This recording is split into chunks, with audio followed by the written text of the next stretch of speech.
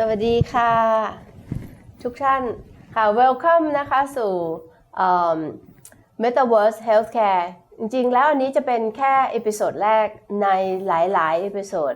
แล้วคิดว่าจะมีเรื่องแปลกใหม่น่าตื่นเต้นให้ท่านได้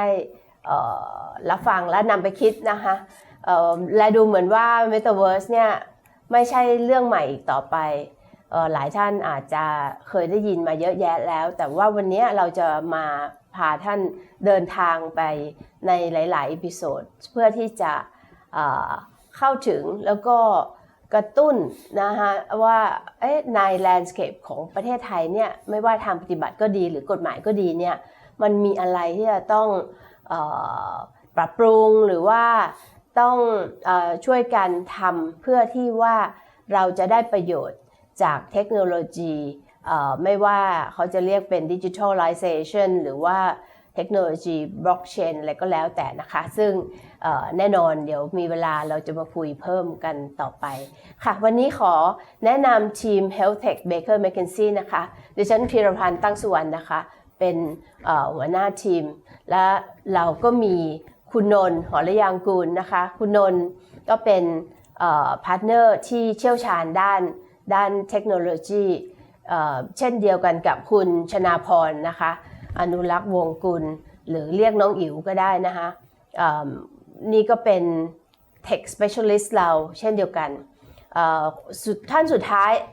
คุณทาโร่นะคะหลายคนอาจจะคุ้นเคยใน Healthcare Episode ต่างๆปัญญวิทย์ปรีชาพันธ์ซึ่งเป็นHealthcare Specialist ของเราเพราะฉะนั้นวันนี้เพื่อไม่ให้เป็นการเสียเวลาเดี๋ยวท่านจะเริ่มถามเลยก็แล้วกันนะคะเกี่ยวกับเอาเบสิกก่อนคุณนนท์ Metaverse สั้นๆให้ปูพื้นเล็กน้อยเชิญค่ะครับก็ถ้าเราจะพูดถึงประวัติศาสตร์นะครับของ Metaverse ก็แล้วกันนะครับเราก็ต้องบอกว่าจริงๆแล้วไม่ใช่เรื่องใหม่นะครับจริงๆถูกคิดค้นคำนี้นะครับมาตั้งแต่ปี 2535 นะครับในนวนิยายวิทยาศาสตร์อันหนึ่งนะครับชื่อว่า Snow Crash นะครับซึ่งก็เป็นการกล่าวถึงนะครับโลกในอุดมคตินะครับที่เป็นการรวบรวมกันระหว่างโลกแห่งความเป็นจริงนะครับแล้วก็โลกแห่งความเป็นเสมือนจริงนะครับแล้วก็หลอมรวมกันนะครับสามารถที่จะ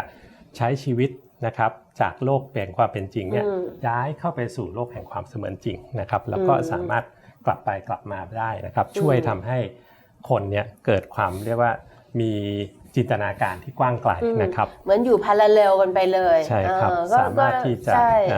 รับรู้ซึ่งข้อมูลหรือว่าจะแปลงตัวเองนะครับเป็นอย่างอื่นอย่างที่ตัวเองอยากจะเป็นได้นะครับที่เขาเรียกอวตารใช่ครับเป็นอวตารออกมานะครับน่าสนใจมากซึ่งที่จริงหนังนี้ก็สักพักใหญ่แล้วนะมันมาบูมอีกทีเรื่อง Metaverse ทำไมนะน้องอิ๋ว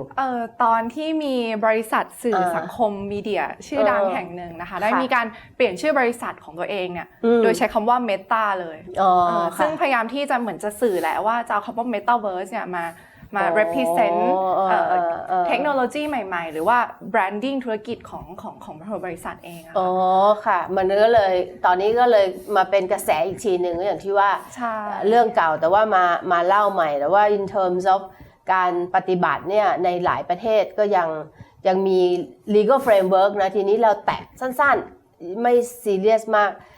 ฝากทาโร่เล่านิดนึงค่ะว่ากฎหมายบ้านเราสโคปเป็นยังไงครับได้เลยครับ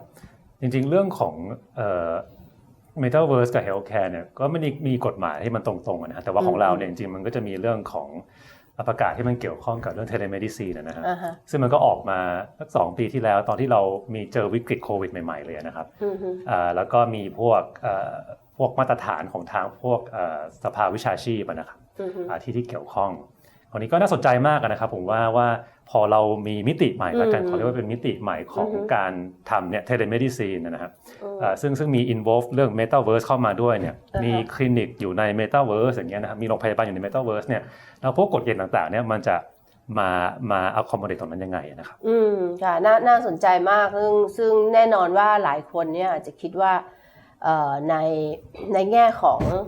ความปลอดภัยร่างกายของเราหรือว่า health หรือสุขภาพของเราเนี่ยมันไม่ใช่เรื่องเล่นๆคุณจะมาแบบโลกเสมือนจริงอย่างเงี้ยจะทำจริงได้หรือไม่นะคะที่จริงแล้วหลายคนก็ศึกษามาก็เห็น ข่าวเยอะแยะเขาก็เริ่ม study กันเยอะแยะนะคะแต่พี่ก็ยังคิดว่าในแง่เราเนี่ยอีกเอพิโซดต่อไปเนี่ยเราจะมาลองเจาะดูซิว่าโรคอะไรหรือว่าการรักษาประเภทไหนที่อาจจะมาเริ่มได้ก่อนอะไรพวกนี้แล้วก็จริงๆแล้วในแง่ของเทคโนโลยีเนี่ยเราก็พูดมาแล้วว่าบริษัทโซเชียลมีเดียเขาเริ่มมาใช้นู่นนี่นั่นแต่ว่า thanks to บริษัทที่ invest funding เยอะแยะใน medical device อันนี้มันจะทำให้สิ่งต่างๆเนี่ยเป็นจริงขึ้นมาได้นะคะทีนี้คุณนนท์จะลองโปรยสั้นๆไหมคะว่ามันมีประเด็นข้อกฎหมายอะไรที่มัน relate กับ more on tech side เนี่ยครับแน่นอนเลยครับก็ในแง่ของ Metaverse นะครับเนื่องจากว่ามันจะต้องมีการเชื่อมต่อนะครับโดยอุปกรณ์ต่างๆนะครับฉะนั้นในลักษณะการใช้ข้อมูลกันละกันตั้งแต่ตัวเรานะครับถ้าเกิดเราอยากจะไปหาคุณหมอเราก็ต้องมีการส่งข้อมูลอาจจะเป็นอุณหภูมินะครับการเต้นของหัวใจซึ่งจริงก็เป็นข้อมูลสุขภาพอันหนึ่งนะครับซึ่งกฎหมายก็มีการควบคุมอยู่ด้วยเหมือนกันนะครับอันนี้ก็เป็นตัวอย่างค่ะทีนี้พูดถึงตรงนี้ไหนๆพูดถึงเทคโนโลยีแล้วก็อย่างที่ว่าเอพิโซดนี้เราแค่โปรยหัวเนี่ยว่ามันจะมีเรื่องอื่นๆเยอะแยะเนี่ยนะคะบล็อกเชนเทคโนโลยีบล็อกเชนก็จะเป็นอาจจะ possibly คำตอบในอนาคตของเราว่าเราจะไม่ give up ข้อมูล health ของเราเนี่ยให้กับใครอีกต่อไปมันคือมัน decentralize เราเก็บไว้ของเราเองตอนนี้ยังงงอยู่เลยเวลาไปกลายเป็นว่าโรงพยาบาลหรือคลินิกคิดว่าข้อมูลเป็นของเขาอีกต่างหากอะไรอย่างเงี้ยนะคะก็อะไรที่เราอาจจะคุ้นเคยอยู่แล้วเราอาจจะต้องเปลี่ยน mindset ใหม่ด้วย back to basic ละแต่ว่ามีเทคโนโลยีหรือว่าสิ่งที่มันทำให้เป็นไปได้เนี่ยช่วยขึ้นมานะคะทีนี้พี่ว่าน้องอิ๋วจะเสริมอะไรสั้นๆอีกนิดไหมอ๋อได้อาจจะขออนุญาตต่อจากที่พี่นนท์พูดเมื่อกี้ว่านอกจากมันจะต้องมีพวกข้อมูลแล้วเนาะที่อาจจะมาเกี่ยวข้องกับ Metaverse อะค่ะอาจจะต้องทำความรู้จักกับเทคโนโลยีที่จะมาเสริมประกอบกันด้วยไม่ว่าจะเป็นพวก AR VR นะคะหรือพวก connectivity ความเร็ว 5G อะไรต่างๆเหล่านี้ค่ะก็ล้วนแต่เป็นองค์ประกอบสำคัญที่มันจะรัน Metaverse ให้ทำงานได้ค่ะคือพูดง่ายๆคือในแง่ของ practicality เนี่ยนอกจาก legal framework แล้วไอ้ตัว infrastructure แล้วก็เทคโนโลยีที่